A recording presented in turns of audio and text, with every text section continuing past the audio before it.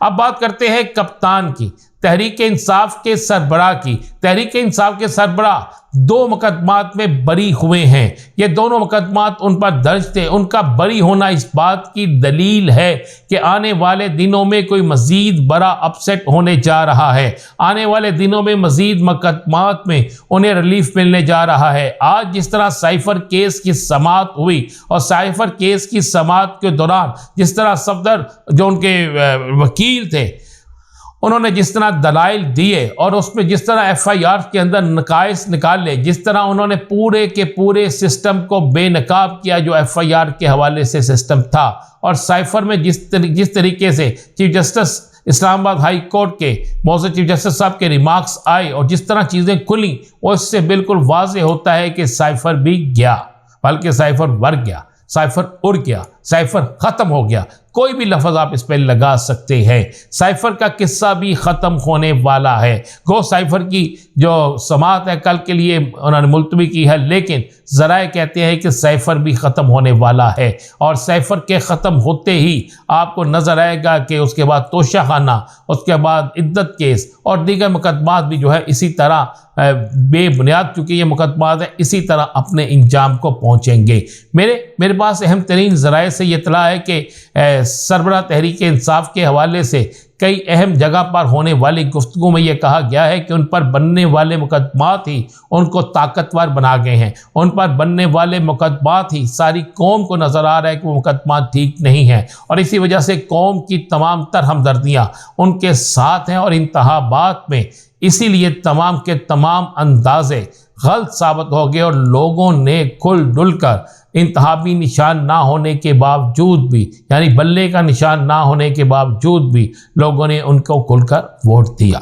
बल्ले के निशान के हवाले से अहम तरीन ज़राए ने यह इंकशाफ किया है कि तहरीक इंसाफ जो है वह बाकायदा एक और दरख्वास्त जो है इलेक्शन कमीशन में देने जा रही है कि हमने अपने इंट्रा पार्टी इलेक्शन तमाम चीज़ें आइनी कानूनी तौर पर मुकम्मल कर ली हैं। अब आप फौरी तौर पर हमें हमारा सर्टिफिकेट जारी करें ताकि इसी ज़मीनी इंतखाबात में हम अपने उम्मीदवारों को नशिस्तें जो उम्मीदवार हमारे इलेक्शन ला रहे हैं उन्हें हम अपना सर्टिफिकेट जारी कर सकें। अब इस ज़िमन में कितने दिन लगते हैं कितने दिन नहीं लगते, लेकिन बहुत से ज़राए कहते हैं कि केस इस कदर ज़्यादा मजबूत है, केस इस कदर ज़्यादा बेहतरीन है कि तहरीक के इंसाफ को बल्ले का निशान ना सिर्फ वापस मिल जाएगा बल्कि तहरीक के इंसाफ जो है वो आइंदा इलेक्शन बल्ले के निशान पर ही लड़ेगी। वो अफवाहें भी दम तोड़ गई हैं जिन अफवाहों के हवाले से कहा जा रहा था कि सुन्नी इत्तेहाद कौंसिल के सरबराह और तहरीक इंसाफ के दरमियान रहनुमाओं के दरमियान कोई इख्तलाफात पाया जा रहा है। ये इख्तलाफात किस कदर ज़्यादा था किस कदर कम था, इस हवाले से बेइंतहा चीज़ें जो थी वो वायरल हो रही थी, लेकिन दोनों इतराफ़ से खुल के बयान आने के बाद ये अफवाहें भी दम तोड़ गई। लेकिन आने वाले दिन बड़े अहम तरीन दिन न, जबकि दूसरी तरफ जहां पर उन्हें बरी किया गया वहीं पर सबसे पहले मैंने खबर ब्रेक की थी और मेरी ही 3 दिन पहले का व्लॉग आपके पास सामने मौजूद है जिसमें मैंने ये वाज़ेह तौर पे कहा था कि बड़े मियाँ साहब लंदन जा रहे हैं और पहले वो उम्रे की सआदत हासिल करेंगे। उम्रे की सआदत हासिल करने के बाद वो लंदन चले जाएंगे। उनका मकसद पूरा हो गया है, मकसद बड़ा क्लियर है, अपने मुकदमात को ख़त्म करवाना, अपने बेटे के मुकदमात को ख़त्म कराना, बेटी को वज़ीर आला बनाना, खुद वज़ीर आज़म बनना। खुद तो वज़ीर आज़म नहीं बन सके, जिसके बाद उन्हें वाज़ेह तौर पर यह जवाब मिल गया कि अब आपकी पाकिस्तान की सियासत में कोई ऐसी जगह नहीं है, यानी वज़ीर आज़म के लिए आपकी कोई जगह नहीं है। मियाँ साहब एक स्ट्राइक में भी थे। आसिफ ज़रदारी के सदर पाकिस्तान बनने से पहले मियाँ साहब बाऊजी ये चाहते थे कि वो सदर पाकिस्तान ही बन जाए, लेकिन ना वो सदर पाकिस्तान बन सके ना वो वज़ीर आज़म पाकिस्तान बन सके। हाँ, उनकी बेटी मरियम साहिबा जो हैं वो पाकिस्तान के सबसे बड़े सूबे पंजाब की वज़ीर आला बन गई। अब मियाँ साहब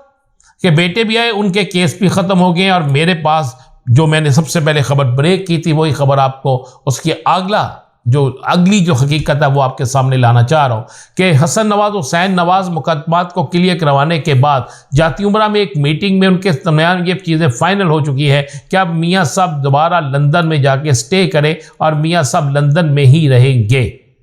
और इसलिए अब सबसे पहले वो यहाँ से उम्रे की सआदत हासिल करने के लिए जाएंगे। उम्रे की सआदत हासिल करते ही वहीं से वो इलाज और अपने इलाज और चेकअप के लिए लंदन चले जाएंगे और लंदन से वो कभी कभार पाकिस्तान का दीदार करने या पाकिस्तान का विजिट करने या पाकिस्तान में किसी मामले को देखने के हवाले से आएंगे। लेकिन कुछ ज़राए इस बात के हवाले से भी बड़ी अहम तरीन पेशन गोई कर रहे हैं, और वो पेशन गोई ये है कि बड़े मियाँ साहब के लंदन जाने के बाद कहीं बड़े मियाँ साहब वहाँ जाकर फिर दोबारा अपने पुराने स्टाइल पे, अपने पुराने बयानिए पे और अपनी पुरानी चीज़ों पर ना आ जाएं, और जिससे दोबारा मुस्लिम लीग नून के लिए एक बड़ी मुसीबत खड़ी ना हो जाए। क्योंकि बड़े मियाँ साहब शदीद तरीन नाराज़ हैं, बड़े मियाँ साहब के अंदर एक गुस्सा भरा हुआ है, और बड़े मियाँ साहब किसी सूरत में भी ये नहीं चाहते कि उनके साथ जो कमिटमेंट की गई थी उसे तोड़ा जाता।